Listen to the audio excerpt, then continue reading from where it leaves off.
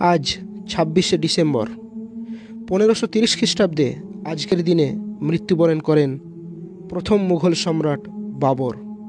তার আসল নাম মির্জা জাহির উদ্দিন মুহাম্মদ বাবর। তিনি ছিলেন মধ্য এশিয়ার একজন বিখ্যাত মুসলিম সম্রাট এবং মুঘল সাম্রাজ্যের প্রতিষ্ঠাতা।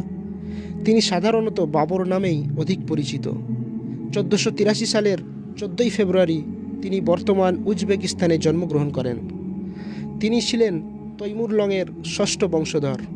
তৈমুরীয় আমির মিরন শাহের মাধ্যমে বাবরের বংশধারা প্রবাহিত হয়েছে এবং মাতার দিক থেকে তিনি ছিলেন চেঙ্গিস খানের বংশধর। তিনি মির্জা ওমর সাইদ বেগের পুত্র ও তৈমুরি শাসক সুলতান মুহাম্মদের প্রৌরপুত্র। তিনি পানিপথের প্রথম যুদ্ধে দিল্লির লোদি রাজবংশের শেষ সুলতান ইব্রাহিম লোদিকে পরাজিত করে দিল্লি দখল করে নেন এবং মুঘল সাম্রাজ্যের প্রতিষ্ঠা করেন। পানিপথের যুদ্ধে তিনিই প্রথম কামানের ব্যবহার করেন এবং তার প্রখর রণকৌশলের কাছে হার মানেন ইব্রাহিম লোদি। তার মৃত্যুর পর তার পুত্র মির্জা হুমায়ুন সিংহাসনে আরোহণ করেন।